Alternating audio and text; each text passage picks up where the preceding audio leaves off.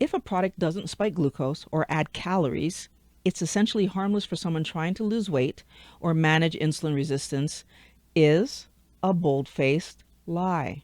By the end of this video, you're going to understand exactly why that lie is keeping you stuck and frustrated on your keto or carnivore diet.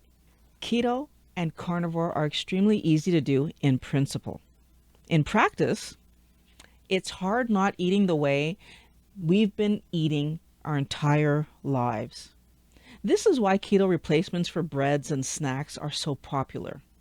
We're trying to get the taste of our old way of eating without the negative health side effects of eating processed stupidity. And this is where the question I get the most comes in. What sweetener is safe to use on keto or carnivore? Please subscribe. I think I found the definitive answer. But in order for this to make sense, I need to walk you through what I've learned over the last 8 years being in this low-carb world. And I'm going to start by talking about the sweetener that surprised me the most, which was inositol. And actually, I'm not going to say that it surprised me. What it did was confuse me. Inositol is a supplement to help people with PCOS, insulin resistance, and mental health disorders manage better. I don't even know if you can get it prescribed, but interestingly enough, you can buy it on Amazon. Now, right away, I was concerned because all three of these conditions can be managed very well with keto and carnivore. Apparently, if you take small doses of inositol, so somewhere between 2 and 4 grams, it can actually be effective if you have PCOS or insulin resistance. But if you're if you have a mental health issue, you'll have to take something like 12 to 18 grams of inositol. And unfortunately, when you take more than 12 grams, now you get into that space where you start to have side effects. And the kind of side effects we're talking about are stuff like nausea, bloating, diarrhea, and headaches. I'm not sure that that's all of them, but those are the ones I could easily find. This isn't just a sweetener. It's actually having an impact on how your body functions. So if you don't have like one of these medical conditions, because these are actually medical conditions, there are some serious issues that inositol is going to have that you should really understand. First, although inositol tastes much less sweet than sugar, it still has exactly the same 1-to-1 carb count that sugar has. But because it doesn't taste as sweet, when we use inositol as a sweetener, there's a very high likelihood that you're going to use more inositol because you're probably going to want your stuff to still taste a certain way. Otherwise, why wouldn't you just use less sugar? Right? That means that you'd actually be taking in more carbohydrate to get the same level of sweetness. However, even if you manage to keep your amount that you're using low, so let's say you do like the 1-to-1, you keep it really low. The other issue is that myo-inositol, which is the stuff that you can actually find on Amazon or any other health, I shouldn't say Amazon only, any other health food store, like you can find it in a lot of places. It's not just there. It has an insulin-like function in the body. That means that it will drive sugar into your cells and lower blood sugar. Driving sugar from the blood into the cells has a huge impact on your ability to lose weight that we are going to tackle later in this conversation. But for the moment, what I want you to understand is that it's not a harmless powder that you're using that causes your coffee or your treats to taste better. And that's not all it's doing. This is a chemical that is actively impacting our body's glucose handling and pulling down our blood glucose. This is significant if you're already taking any kind of medication that could especially ones that manage blood sugar, because that could result in you becoming hypoglycemic. This is really, really, really serious. Now, they tell us that it's a true option because it tastes half as sweet. But they leave off this very important information about how it impacts your blood sugar. The way I want you to think about this, Wellness Warrior, is like if you went to a restaurant and you ordered a diet meal, because on the menu they're telling you that it has half the calories and it's lower in fat. But unbeknownst to you, when they bring you that beautiful meal, it's the exact same standard meal that they serve everybody else. No changes whatsoever. You're going to happily eat the whole meal because, hey, this tastes great and it only has half the calories. And your weight doesn't just stay stable. It rises. It rises because you allow yourself to come back to this place regularly because their diet meal tastes so amazing. It rises because you don't eat half the meal like you probably would have done had you known it was just a regular meal, right? And you bring home the rest. You don't do that because you believe it already has half the calories. You believe their lies. And they lie a lot. Companies are invested in us eating their snacks or just buying the ingredients like the glycerin, the next one we're going to talk about. We buy the glycerin from them to make our own snacks, right? Honestly, poorer tasting snacks, and that's probably what drives us back to their snacks. But nonetheless, we buy glycerin, which is also known as glycerol, because it's marketed as having a low glycemic index, much lower than glucose. The glycemic index is a scale that goes from 0 to 100 that ranks carbohydrate-containing foods based on how quickly and significantly they raise our blood glucose levels compared to pure glucose. So something that's low has 55 or less. Moderate is 56 to 69. And high is 70 or more. And right away, I'm going to point out that in order to be low, you can still be 55% up the scale. If you have a 54 or 55, they're saying that that's low. In my opinion, I wouldn't call that low, but this is what they're calling low. You got to be actually over 70 for it to be, okay. Glycerin has a glycemic index of 5, which is, in my opinion, actually low, and it can be less than 5. This sounds amazing. When we see it listed on keto products, we don't have any hesitation to eat those products because 5. We can even buy glycerin to have at home in our coffee without any guilt, right? Wrong. When glycerin enters the body, our liver converts it to sugar. It enters the metabolic pathway and turns into real sugar in our body that our body now needs to manage. That means that as glycerin is converted to sugar, insulin is slowly released to manage the produced sugar that's happening, so being converted in our body. That lower glycemic index doesn't mean that sugar isn't impacting you, Wellness Warrior. It just means that the sugar is getting released more slowly into your body. So highly processed foods spike our insulin. But many low glycemic, highly processed foods or even complex carbohydrates are involved in something called a second phase insulin release. That's a slower release of insulin, but it still impacts us. This is a hidden effect that isn't discussed. Anyone with insulin resistance, which is anyone with weight to lose, inflammation, I had both, most metabolic health issues that you've been told you have, means you have an insulin. So pretty much like 60% of the population basically is who I'm talking about, has some kind of insulin resistance problem. If you have an insulin resistance problem, you can have a 13-point rise in blood glucose from just 5 grams of glycerin. That's huge. Another problem is that glycerin is more dense than sugar. Where a teaspoon of sugar has 4 grams of carbohydrate in it, a teaspoon of glycerin has 5. Yeah. Despite the claim of lower glycemic index of glycerin, it raises both blood sugar and insulin.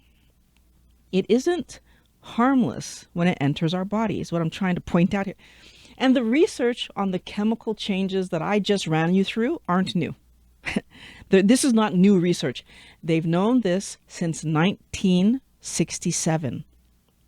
So that's like asking your server to only use animal fats. Like, can the restaurant only use animal fats when making my meal? Because I react to seed oils. I actually have an allergy. And they tell you, oh, yeah, no problem. We do substitutions. We got you. Guaranteed. And then they use margarine because it's the same color as butter. When you get home and you don't feel good, but you call them up and they stick to their guns, no, we use butter. You're left thinking that something is wrong with you. You believe their lies. Okay, finally, one of the claims actually matches the product. There are no carbohydrates in artificial sweeteners. So, is this the safe choice that we should all be using? No.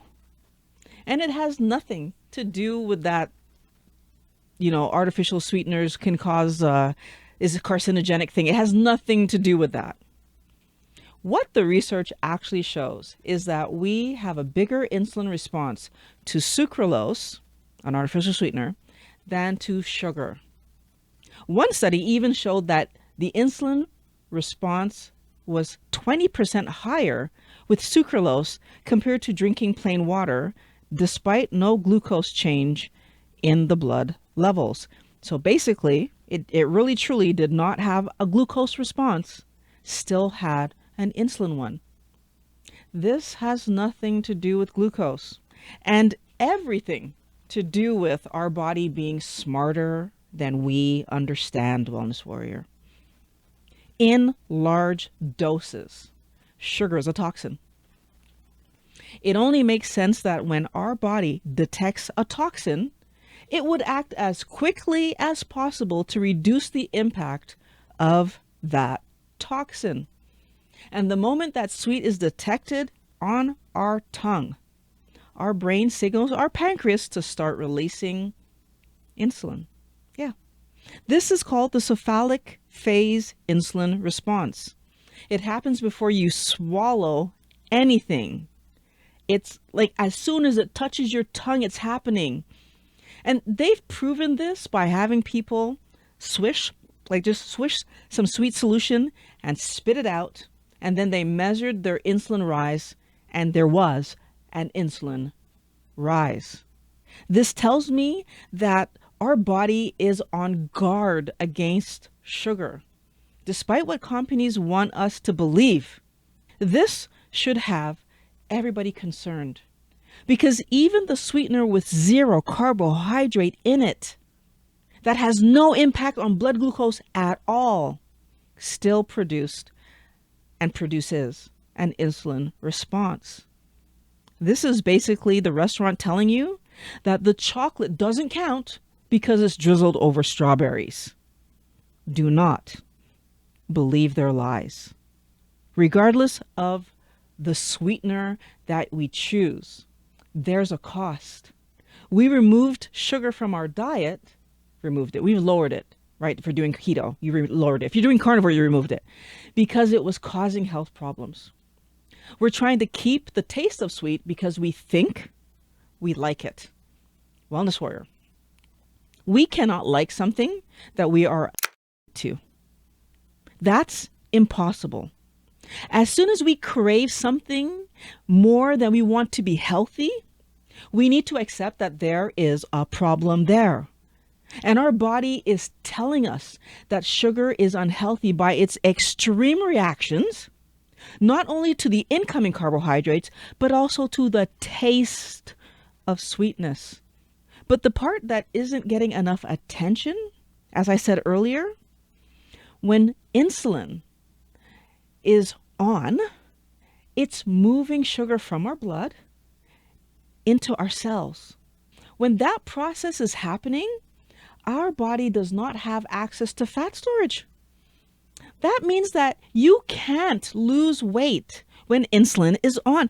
The whole reason that you started keto or carnivore likely was either to heal your body, but also to lose weight. It doesn't need to be, Insulin does not need to be spiked to block our fat loss progress. It just needs to be on. We are adding a variable, wellness warrior, and we're not understanding that. How long it takes to turn off insulin now becomes super important. So regardless of whether you're having glycerol that's just taking forever to turn off, or you're eating the slow release carbohydrates that they tell us are so good for us, or any other thing that slows down the processing of sugar, you're actually keeping insulin on longer.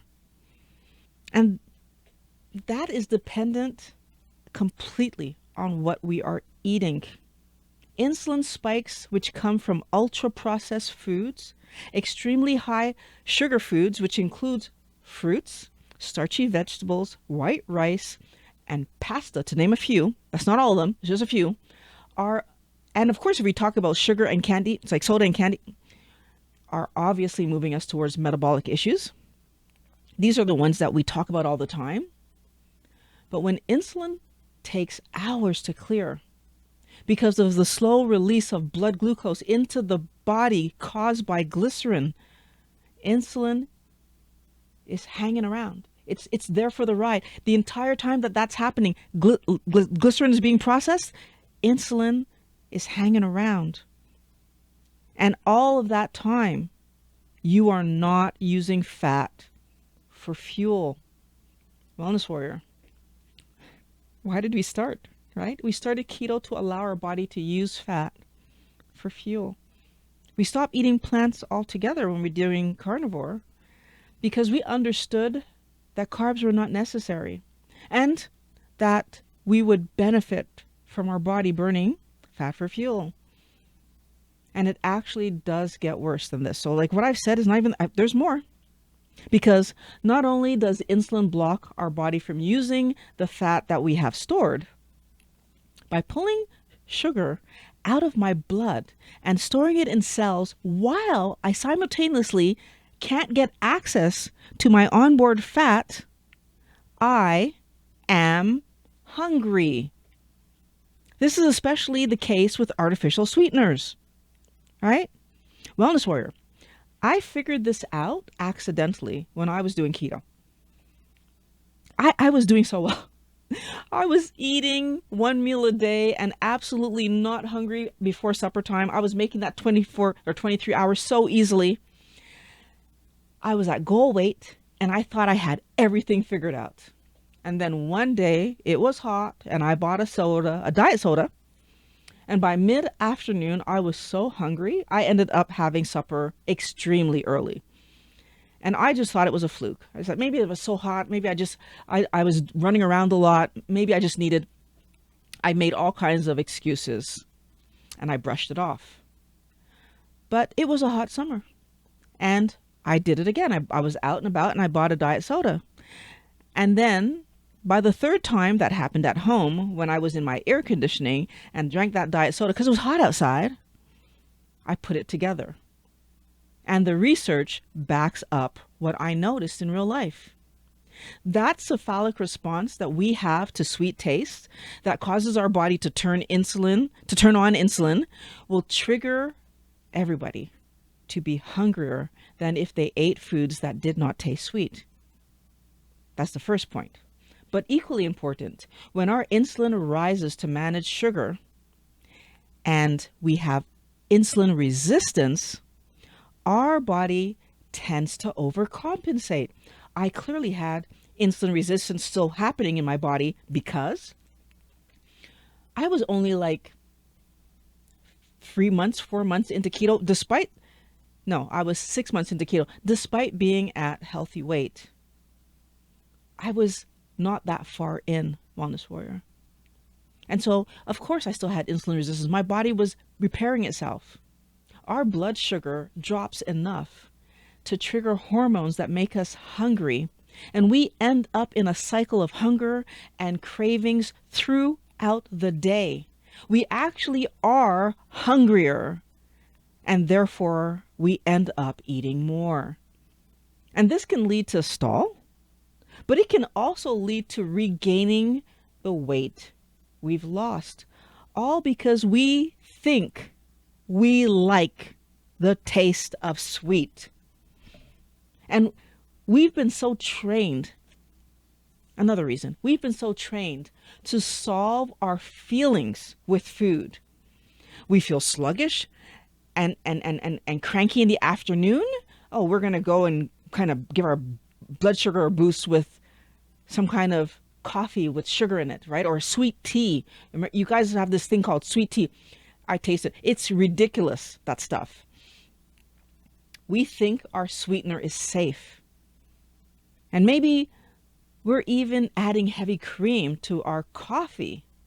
Now, I have a video about heavy cream that you're going to want to watch after this, but I wanted you to understand that we just have no idea how many different ways they get us to sabotage our diet, because they're constantly pushing us to sabotage our diet.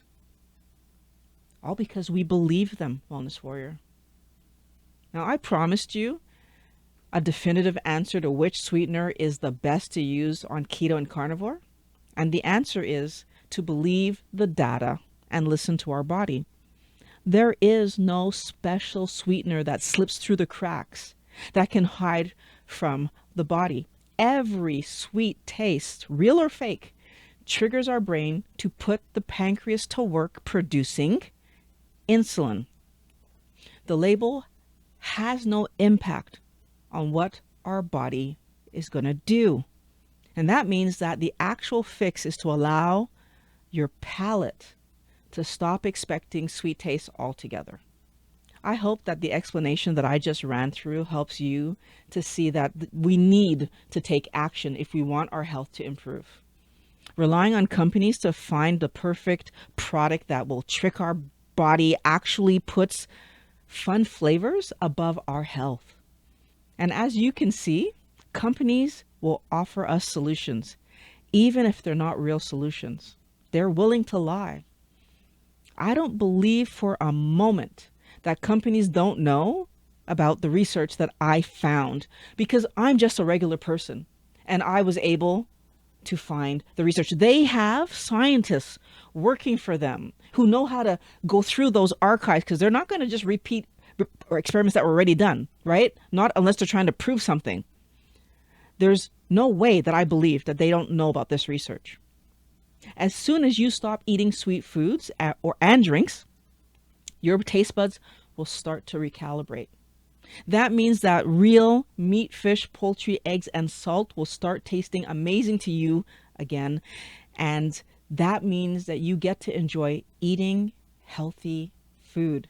I enjoy my meals, every single one of them. I could have and I do often have the exact same lunch every single day. Why? Because I'm there for the energy. I'm there for the building blocks, and it tastes good to me every single day. We need to understand that just like with any substance, when you allow sweet back into your mouth, your brain will react. Your pancreas will follow directions. Weight loss will be blocked, and your will be reignited. The people selling you sweeteners don't want you to know this because it won't make them money. Your cravings are not a fixed part of who you are. That's not true. And it never was true. Your cravings are a trained response, and trained responses fade when you stop feeding them. So now that you know, what are you going to do about it? Right? Because there's no safe sweetener, because they all trigger our brain. What are you going to do about it? And by the way, anyone who tells you different about the fact that there's a sweet sweetener, they're lying to you. I can tell you the truth because I prioritize health above everything. Even sponsorships. You'll notice there are no sponsorships on this channel, right? If you appreciate that I will tell you the truth always, you can become one of these amazing people by clicking on the link in the description and supporting my channel. The goal isn't to force our body to accept sweet taste without reacting, Wellness Warrior. The goal is to understand why our body reacts, because our body is always right. Our body knows that sweet taste means we put something entertaining in our mouth when our body was asking for food. Rather than fight the losing battle, prioritize health over taste and give your body real food, meat, fish, poultry, eggs, and salt, so that it can heal you and you can get on with your life. And coffee is one of those guilty pleasures that many of us struggle with letting it go, like we're still holding on to it. If you're still hanging on to coffee, you're going to want to watch this video next. So click on the link and I'm going to meet you over there on the road to health.